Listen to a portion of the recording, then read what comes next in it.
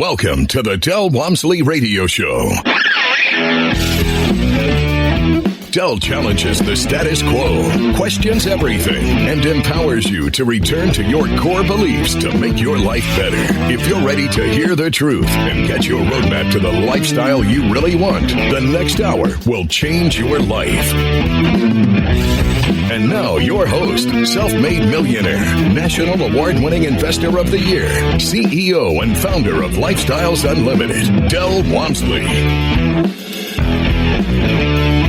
Welcome to the Del Walmsley Radio Show, where the hype ends and the help begins. I'm your host, Del Walmsley, and as always, we're working on your financial freedom. Today, fresh back from Miami, on-location event, meeting lots of incredible people.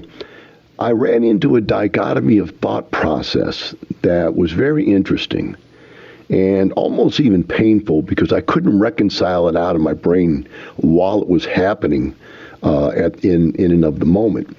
It was very interesting. And what had happened is that I met two completely different types of people at this event. And I met one group of people where one family had like $25 million and another family where they had $10 million. And then I met a guy who said he couldn't even get a house refinanced.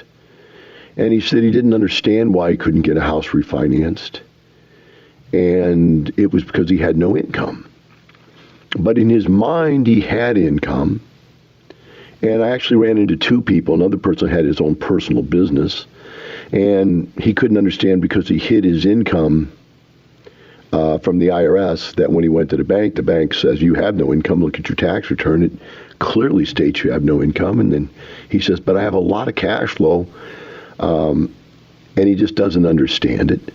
And so I started feeling this dichotomy of spectrum.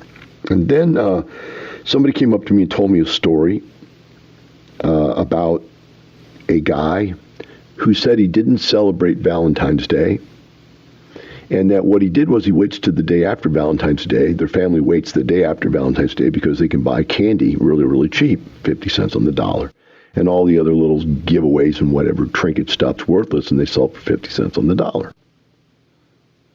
And the moral of the story was supposed to be, here's a guy that is so frugal that he thinks through this process very intelligently and doesn't let the hype get in the way of him staying on his budget and so forth. And that there's a logic to that. I got that, and you can understand that. But what was eating at me was that frugality doesn't make you $25 million. It doesn't make you $10 million. And no matter how hard you work to be that frugal, that isn't going to be the complete decision. On the other hand, when you listen to these people that are there and they say, I have no money and I have no credit, you go, what did you do with your money? What did you do to destroy your credit? So as you can see, there is a completely different set of problems on each end. The people on the other end over here that got them $25 million, they don't need to work anymore. They could just live off that money, but they realize that money will go away very quickly if they allow themselves to up their cost of living and live off of it. And so they're looking for a way to create income out of that money. And then people down here at the bottom don't have any money to start with. So they're looking for a way to earn more money by turning real estate into some type of a job. What can I do? Can I buy something and rehab it and flip it? And then I ran into a guy, which is very interesting because he was some form of either a financial planner or he was a stockbroker or some combination thereof. And, you could tell the guy totally understood everything about what the laws were, the finances were, the taxes were. In fact, he was even helpful answering some questions during, the conversation. But yet when I talked to him, as intelligent as he is in some upper echelon of clientele that he must work with to be in that business, his first statement was he wanted to buy some houses and flip them, which makes absolutely no sense at all. And so here I am. I'm being immersed in all of this different confusing ideologies and thinking to myself, wow, how do you reconcile one from the other. Because people believe that living frugal is the answer, who do it. They believe that's the answer. People who make a lot of money believe that the way to solve your problem is make a lot of money. And then some people don't know how to make a lot of money and don't know how to save their money. I met a guy one time that was worked in a factory, I believe it was oil refinery, I believe, correct term for it. And he had a little frame house out by a little creek or a little pond or something. And he had a little boat. And all he liked to do was fish. And he only needed $1,000 a month to pay all of his bills. So he joined Lifestyles, and he had a little money, not a lot of money, but he had a little money because he saved. He didn't live on. He saved very frugal, saved his money, and we went out. We bought him, 4 or 5 rent houses, which very easily covered the $1,000 a month he needed. $500 a month times 5 houses, $2,500 a month of tax-free income. Just very easily covered his living expenses, and so he retired and lived happily ever after. Right? So the point I'm trying to make to you is that here I am trying to reconcile a conversation with a group of people and realizing the group of people in the room are as diverse as could be. And what started to bother me about it is this group over here that thinks that frugality is the answer to all questions doesn't understand that the frugality is never going to make them rich. Now, maybe they don't want to be rich. What I found when I was poor was that I hated being poor. But I was willing to live on half of what I earned. I'd never really had a lot of desires for things. I was never a things kind of guy, so it was really pretty easy for me to do that. I was mostly working out all the time, so I was pretty busy. I didn't need things to go spend money on to do. So I'm kind of a weird bird that way. But I could see that if you live too frugally your whole life, you will never, ever learn to appreciate what it is not to be poor. And so I read a book, I think it was called Millionaire Next Door, where they talk about people that saved their whole life, paid off their personal residence, got a 401k and IRA, and by the time they're 65, 70 years of age, they've got $1 million in the bank. But what it also went on to say was, in the later chapters, that most of these people were, although financially secure, knowing that they could live out their days, they were living still as frugal as they were when they were saving their money. They'd go to lunch at 4 o'clock and get the seniors discount for lunch. They took all the senior discounts for everything. They clipped coupons. And they did all these things to just live on next to no money at all. Although they had $1 million in the bank and invested correctly, it would have produced $100,000 a year worth of income. They were living like they were living on $10,000 a year in income, which is something embedded in my mind early on in my life that this just doesn't make sense. And so really, when we look at this, guys, I think that the chasm that we're going to talk about today is the fact that people that think savings is the solution to becoming financially free do not understand that making money is the other half of that solution. People who can't save money believe that the rich people all got there by luck, that they hit it big one time.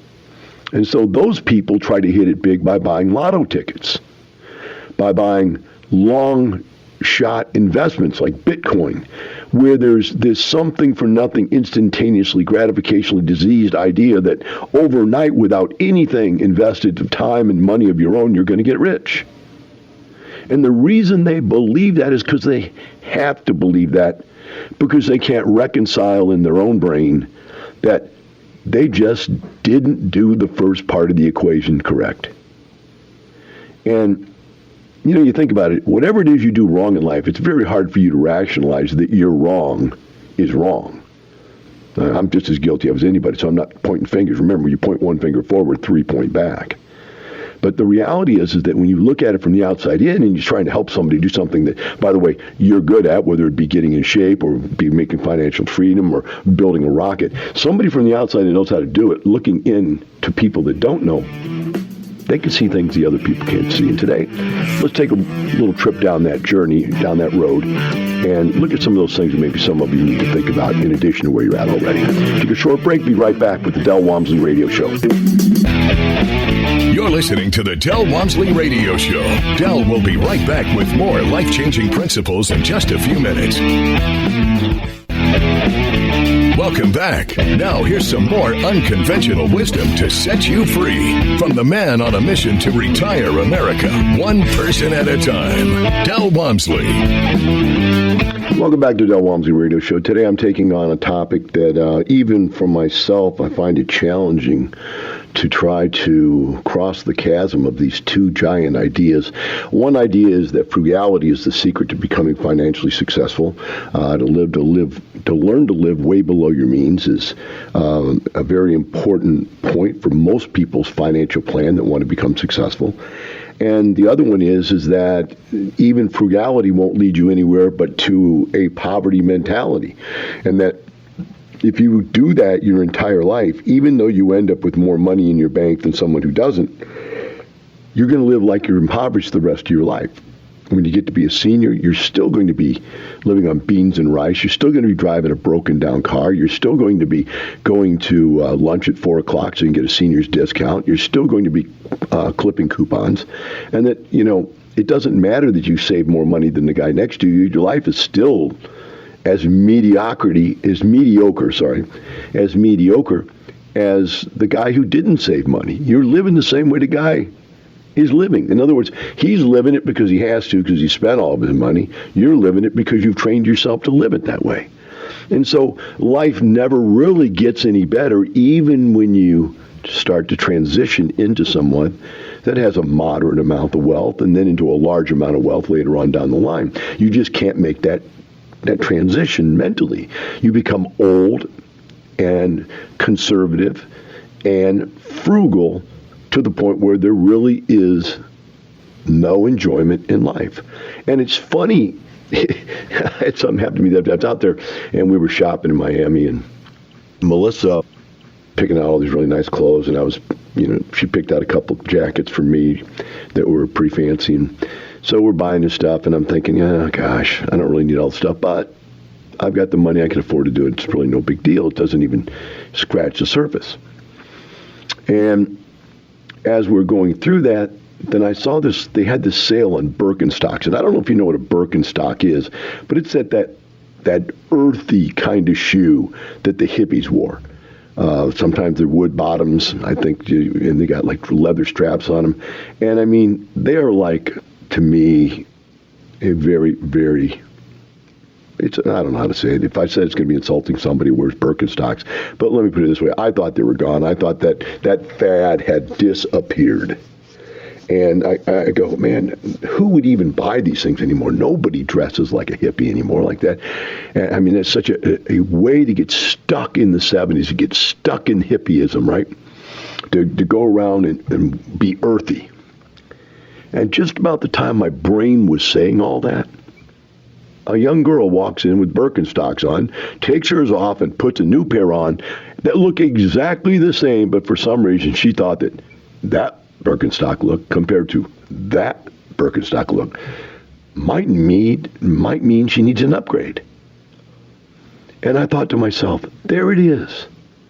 People are stuck in poverty.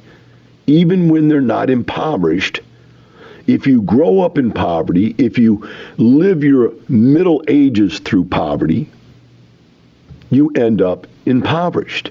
It's a way of thinking. And now, the world sees those ways of thinking, and whatever it is you can conceive and believe, you will achieve. So if you believe the only way to have money is to struggle and to starve, then that's the only way it will work for you, because that's all you'll ever do. You'll be a Birkenstock for the rest of your life.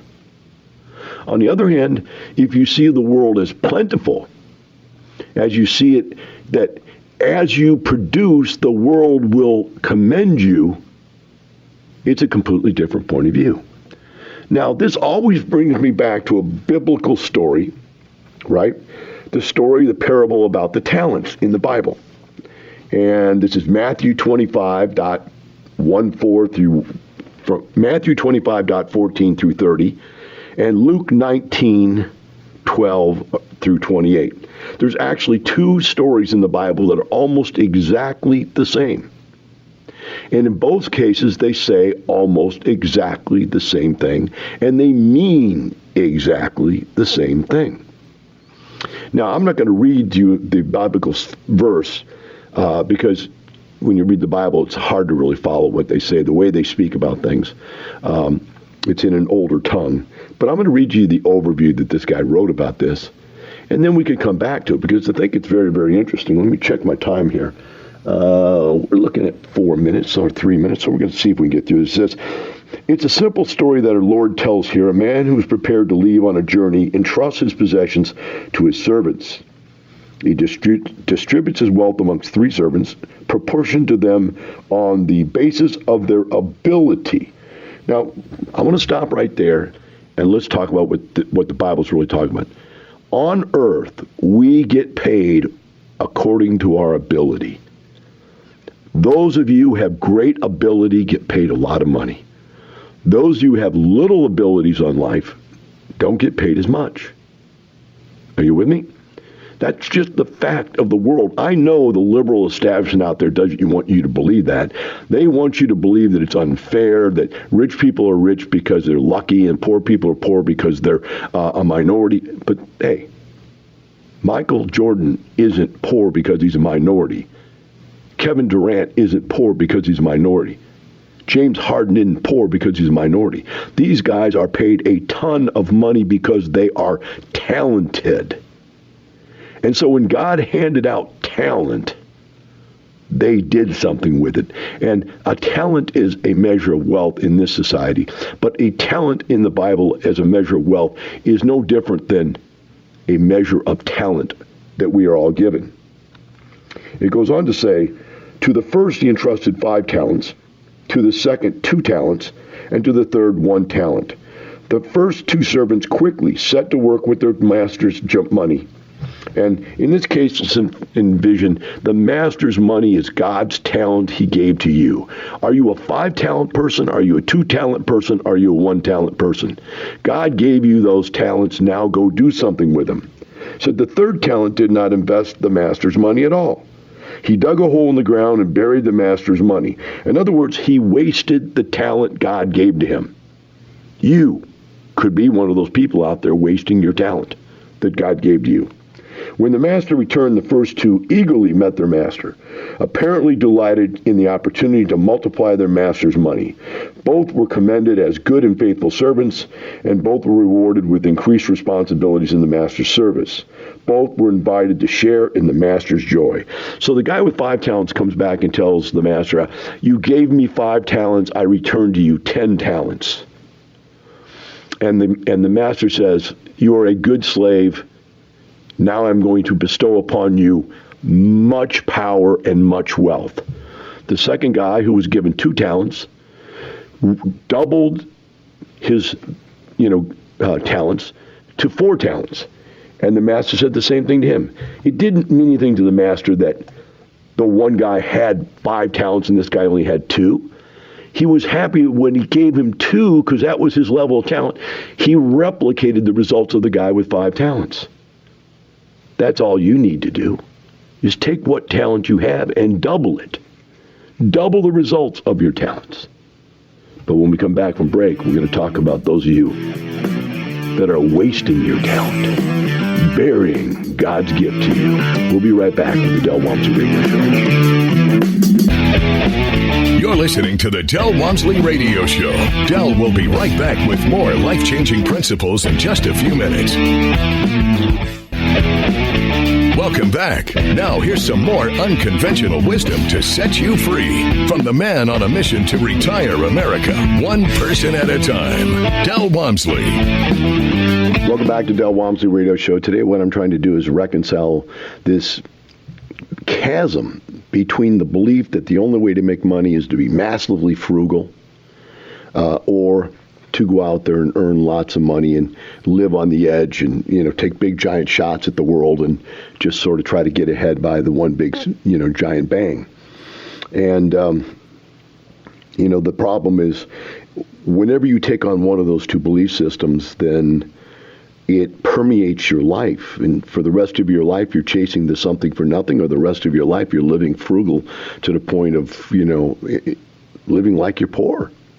And you pick up what we call a poor mentality. You have that poor man's mentality, or you have the gambler's mentality. And people that don't want to be stuck in either one of those two really don't have a roadmap to get out of them. Today, before we get out of here, I want to try to give you that roadmap. But right now what I'm talking about is I've been going over the parable of the talents in Matthew 25 in the Bible. And we talked about the first two slaves being given talents directly in proportion to their abilities. So in other words, you as a human being are given income according to your abilities. We don't all have the same ability. But when the two that had, one guy got given 5 talents, the next guy got 2, and the last guy got 1, the two that had more talents came back to the king and they had doubled their talents. In other words, they had taken what they had been given by God and went out and done something with it. And that's all you can expect to do. Now, if the guy with 2 talents comes back with 4 and he's given another chance to do it again, he's going to come back with 8. But the king said, but for you to have that right mentality, for you to do the right thing with my money, I am going to bestow upon you much, much more power and wealth. Not just double it. You've proven you understand how to own and control wealth. But other people don't know how to do that. Even when they're given talents and they make money and they save some money, they go bury the money in the dirt. And the third servant comes back to the master and says, here's the explanation. The master dealing with the third servant is a very different matter. The servant came to his master with only the talent his master had originally entrusted him. In other words, you were given the talent to go to work and earn money. Here you are 20, 30 years later, and all you have is still the talent to go to work to make money. You have not done anything with the talent except use it. Goes on, he said, he did not increase his master's money at all. In fact, if it were to take place today, the money would likely be worth less due to inflation. The servant offered a feeble excuse for his conduct. He told the master that he was a harsh and cruel man, a man who was demanding and who expected gains where he had not labored. Now, that's a big sentence there. He was a harsh and cruel man, or the world is a harsh and cruel place. It is demanding.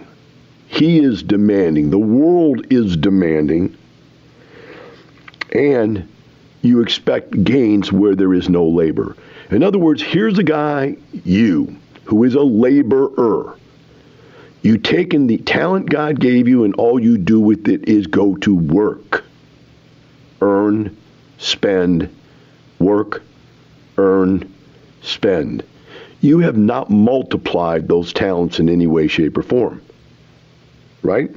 And you then, as a laborer of life, hate people that have wealth because they make money without working for it. It's called passive streams of income. Passive streams of income. And you hate the concept that somebody could earn money without getting up and going to work. It befuddles you, irritates you. It makes you a Democrat. It makes you a liberal. You think that the money should be equally distributed to all those who live, no matter whether you work for it or you don't work for it, especially if you don't work for the money. You shouldn't have it. And because of this hatred, that's your excuse for your own failure? Because that's what this servant is saying. He contended that this is why he was afraid to take risks with all kinds of investments. And so he simply hid the money. And now he returned it without any gain. The master rebuked the slave for being evil and lazy. He took his talent from him and gave it to one who earned 10, and cast his fellow into outer darkness where they will weep and gnash their teeth for life. In other words, he sent the guy with 10 talents, the rest of the talent sent this guy to hell. to live a life of quiet desperation, of misery the rest of his life because he ruined his talent. And even when you're given talent, my friends, let's say you were very talented something. Give it a name. I'm a very talented engineer. Eventually, you will get old, and that talent will be taken away because you've done nothing with it. You have nothing to live on. You have not multiplied your talents. You have worked, and you have earned. And you have worked, and you have earned. And maybe even you have worked and earned and saved, because the last sentence in this deal is the master saying, the least you should have done was given the talent to the banker who could have paid me interest on it while I was away. But instead you buried it, which is to get back over to the guys that spend everything they make and they can't save money. There it is. There's the chasm. You're making money, you're spending money, you're not saving money, so you have nothing to invest. You have nothing to invest. You can't get ahead. You can't create passive income. So the reality is that both of these things are important to understand, is that you cannot go out there and waste your talent and spend everything you earn. You do have to save money to build some wealth to invest. But it doesn't have to be large amounts to start out with. So now, how do we cross this chasm? That's the final question here, right? And I remember doing a radio show a while back, a couple of years back, where I was talking about what my system was. My system was, I lived on half of what I earned. You don't have to be that crazy. Like I said, I had nothing to spend money on, so single guy, worked out all the time, had no needs, didn't care about fancy clothes or cars or anything. So it wasn't like it was a struggle for me. I just picked a number. I said, before I had this job, I had nothing. Now I have this job. I can live on half of what this job is. Because I had nothing before I had this job. So now I'll live on half of what I get. And I'll take that money that I save and I'll go buy a rent house. And each time I buy a rent house, I will now have $500 a month more income. So if I buy 6 of them in a year, I now have $3,000 a month more income. And what I said to myself was, okay, I now have this income, $70,000 a year at my job, and I now have another $3,000 a month of passive income. My take-home income, my $70,000 after taxes is only like $3,500 a month. Now I've just added, this $3,000 a month to, 5 houses times 5 is $2,500 a month. I've added $2,500 a month to my income, and I before was living on $3,500. So now I have $6,000 a month in income. And I said, you know what? I deserve to go up then and live on half of my $6,000 a month, which is $3,000 a month. And so another year, goes by, and I went from like 10 houses to like 40 houses. Moved pretty rapidly. And my income went up again. And I said, now take all my income, my earned income, my passive income, add it all together. I can live on half of that. And so I continued to live on half of my income. But every time I earned more, I allowed myself mentally to grow. Now, I will tell you, this is hard. How can it be hard? No, it was actually hard to stop spending the little amount I lived on the year before. I was totally happy and satisfied living on the small amount. But I knew if I didn't allow my brain to expand, because I had read this book about how people become old, poor-minded people, that I would never change my outlook about life. And I would always be afraid of losing money more than of having and or making money. And so I took it upon myself to demand that I would find something to do. And at first I had nothing to do, so I started going out every Friday night with my friends and picking up the tab. Just the fun of, hey, I got it. Then I made the mistake of letting everybody know that, and all of a sudden it wasn't 5 guys anymore, it was 20, and there was 30. Then I had to stop picking up the tab because it started getting to be quite large. But it was just a way to show myself that, hey, money comes easily to me because I know how to make money. I'm not going to live like I don't. And that's what I want you to think about doing. I want you to pay yourself a bonus for becoming successful. We'll take a short break. Be right back with Monday Mailbag. You're listening to the Del Walmsley Radio Show. Del will be right back with more life-changing principles in just a few minutes. Welcome back. Now here's some more unconventional wisdom to set you free from the man on a mission to retire America, one person at a time, Del Walmsley. Welcome back to the Del Walmsley Radio Show. Want to learn more about Lifestyles Unlimited and the Real Estate Education and Mentoring Program? Call us at 866-945-6565. That's 866-945-6565. Or go to lifestylesunlimited.com to register for our free workshop. We're going to go to the mailbag now, and this first one I want to share with you is very private. I didn't ask for permission to put it on, so I'm not going to use the name, and I'm going to try not to give away any specific facts that might lead you to believing you know who this person is, because I didn't ask. I don't know that he would have minded, but he goes on and says, "Good morning. I'm taking time in the whirlpool, reading books and studying. Thanks for the resources you and Lifestyle provide. I'll give you some background, try to keep it brief. In the last real estate market downturn, I was able to purchase 9 houses. Should have done better for sure, but wasn't listening too well. And basically what he's saying is kind of afraid to do more than that. He did as fast as his mind could get him to do it. Said in October 2015, my wife was diagnosed with cancer and got through surgery fine and was back to normal. So, wow, it's a positive attitude. We're glad to see that. In past October, she diagnosed with stage 2, a different type of cancer, okay, which is more serious. Trying not to make this sound negative, but there are positive components to this story. Being in 2017, my employer eliminated overtime reducing my salary by approximately $16,000 a year.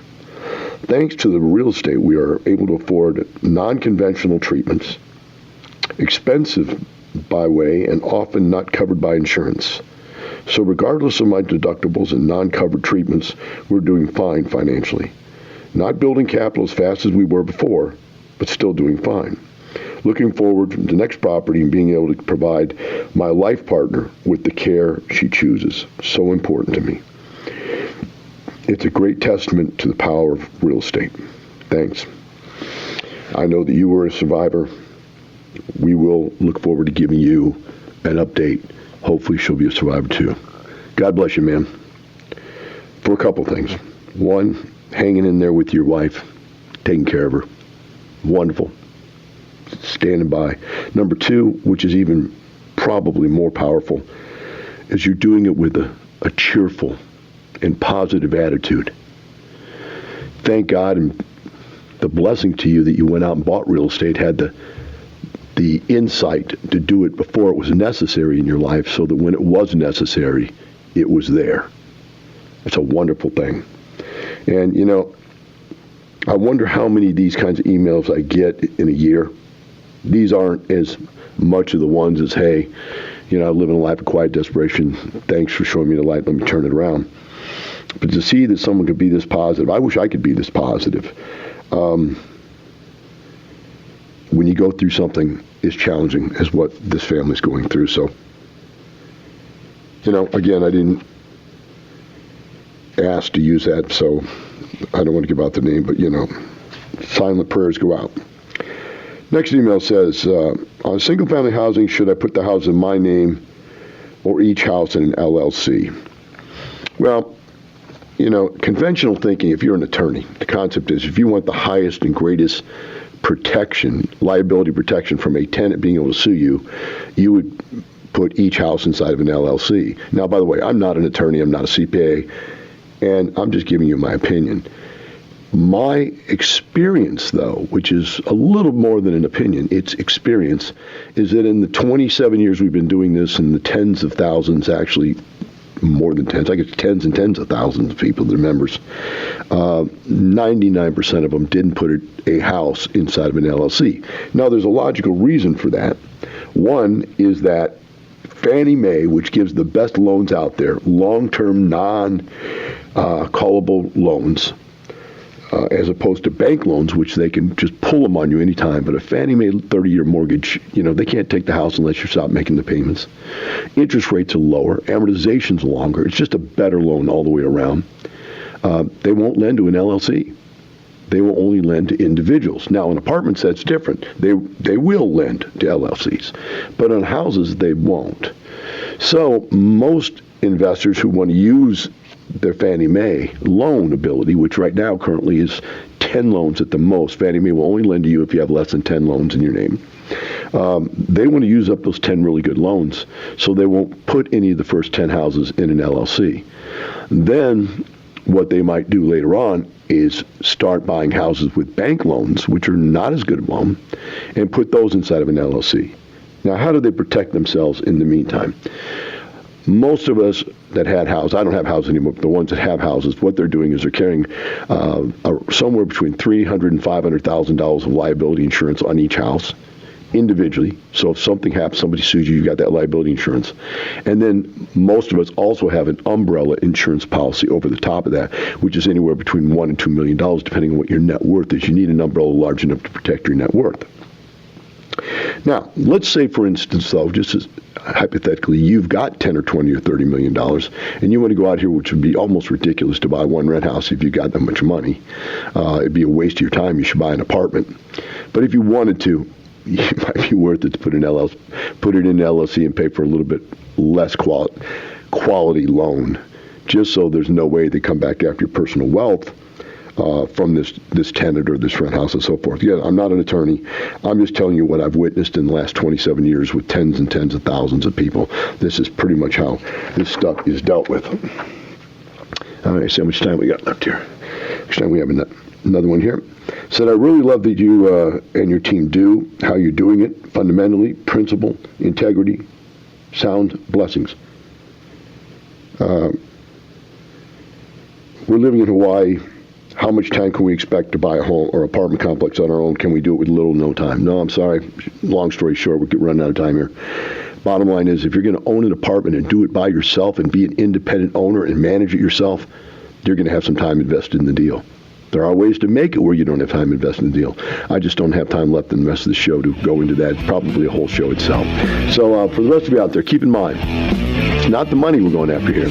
It's the lifestyle. Have a wonderful day. I'll see you tomorrow. The information and opinions you hear on the Del Walmsley radio show are those of the host, Del Walmsley, his guests, and his callers, and do not necessarily reflect the opinions of this station, its affiliates, its management, or advertisers. The Del Walmsley show is for entertainment purposes only. Please consult a professional regarding your personal investment needs. Nothing presented on the Del Walmsley show constitutes an endorsement, recommendation, offer, or solicitation to buy or sell any product or security.